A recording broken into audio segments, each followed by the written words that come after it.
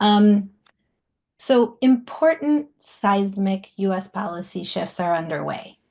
Everyone wants to know what are the potential impacts of these shifts, what gaps will be left, and how will they impact women and girls. These are crucial questions, but they're not easy to answer. There are a lot of different perspectives on how to quantify the numbers and lots of nuances. There are also important differences across the RH health areas in terms of what data is already visible and can be used to understand impacts. What I will share today is the tip of the iceberg for family planning to give a flavor using known donor figures, but it is not the whole story. I will then move from understanding this family planning gap to thinking about the power of data and how it can help us address the shortfall. This should help set the stage for moving into the collaborative action under our program of action that Nintinda was just outlining. Next slide, please. So RHSC has convened and been working closely with a group of data experts from Avenir, FP 2030, Guttmacher, JSI, KFF, and UNFPA to put together a roadmap that you see pictured here, which lays out the different categories of impact for family planning, some of which we do have estimates for, and some of which we still need to better understand and measure. The group has committed to working together on these between now and ICFP.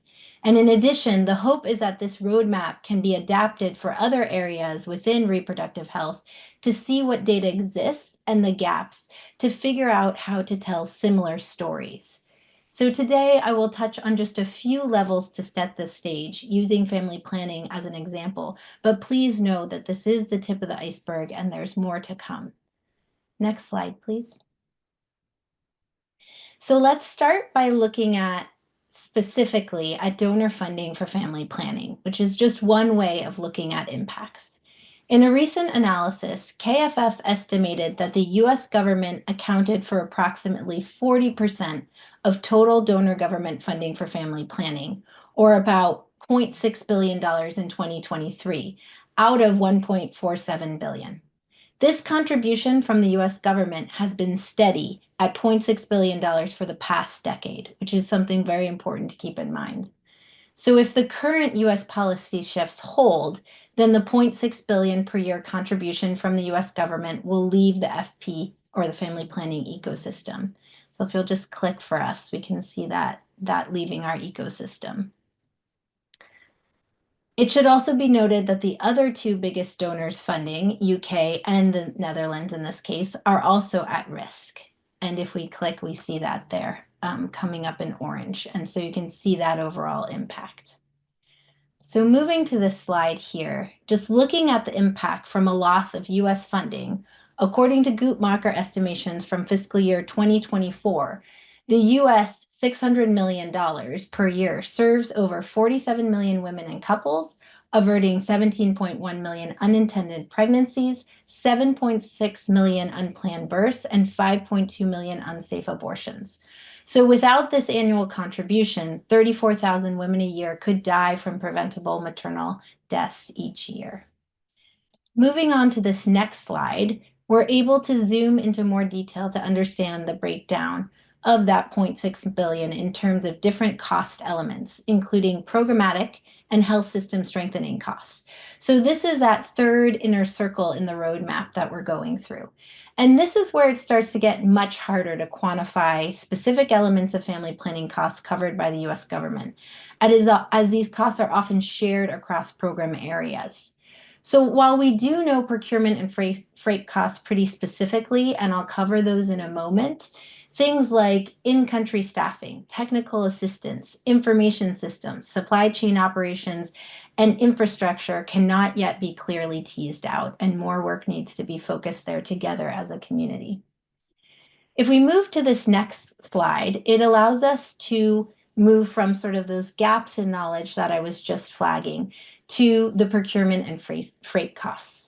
So as we all know, as members of the coalition, RHSC focuses on the flow of RH supplies into low-resource countries and has been asked by this community over the last 20 years to help understand and quantify who is procuring family planning products, What are they procuring? And how are those procurements fulfilling country needs? The public-facing dashboards from the Global Family Planning Visibility and Analytics Network, or the VAN, allow us to quantify the U.S. contribution to average annual product procurement funding spent by donors. RHSC estimates that the US government represents about 24% of the total, or about $61 million per year on average, out of around 250 million per year. So if we add the usual 20% freight on top of that, that's a total of about $73 million per year spent by the US on procurement. Moving to this next slide, it allows us to remind ourselves that while it's important to understand historically what has been funded, it is even more important in this moment to understand how that funding compares to government demand. What do country governments say they need to maintain their desired stock levels, and what is the gap between what is likely to be procured against that need? Not surprisingly, there is historically an ever-present perennial gap between what is needed and what is procured. As we all know, our community has always been working with constrained supply. So how does a loss in US government funding in 2025 exacerbate what is already a perennial gap? Thanks to the VAN data and to the partnerships with many of you here today, the coalition is able to estimate the gap across March to December 2025 with a point-in-time analysis based on the known procurement funding commitments as of today. So the coalition has preliminary results for 25 high-volume countries, which represent about 88% of last year's procurement funding gap.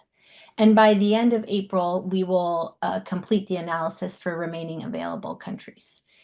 So for 2025, based on this data, RHSC estimates the current contraceptive procurement funding gap in 24 countries at 147 million, which is that top in red, and 177 million if you assume 20% for freight. If the pending USAID procurement commitments do not materialize this year, then the funding gap for these countries could increase by $36 million, or 43 million if you add in the freight, which is an additional 24% over the already perennial gap. So the potential 36 million added gap represents over half of the 61 million worth of FP products the US government historically funded. And this is in line with trends from previous years at this point in the year. Also that this is only 9 months, not the full 12 months, and a few other things related to this point in time. So if we move to this next slide, while this data story may feel overwhelming and bleak, it is actually a story of success for us. We, more than any other public sector area, have this visibility into the impacts thanks to 20 years of working together, side by side, to understand and quantify the who, what, and where of the flow of reproductive health supplies into low-resource countries. Our rallying cry, you cannot manage what you cannot see, and no product, no program. So we have worked to bring insight to the movement of these supplies to be able to unblock barriers and ensure they reach the women and families who need them. This data and visibility we have fought for, and it is now our superpower. It is the evidence base that will allow us to rise and meet the moment with transformative, actionable thinking, new financing models, promising alliances with the private sector, and expanded ways of harnessing data beyond family planning. If we move to this next slide, it reminds us that the vision to build on this superpower moving forward is not new in the face of this current crisis. It is actually a vision that you all shared with us in the development of our new 10-year strategy and our resulting program of action. You asked us to expand our role as a trusted data steward of quality, standardized, aggregated reproductive health supply-related data to drive and support decision-making. Now, this role is more important than ever. There are growing risks to data visibility across key sources like country supply planning tools and demographic health surveys. There is a need to apply lessons learned from family planning to fill data gaps across the rest of the reproductive health space, who are more in the dark regarding the likely impacts of the policy shifts. and there is an insatiable desire for real-time updates across the community, but challenges with how to share that data. We continue to struggle with the limitation of multiple siloed data tools across the community, and it is critical we understand our most pressing data needs in order to focus. Luckily, we have the history of working together, we have the mandate, and we have the transformative power of technology to allow us to think big. We will not let this crisis go to waste. We will meet and confront it with the evidence to make confident decisions.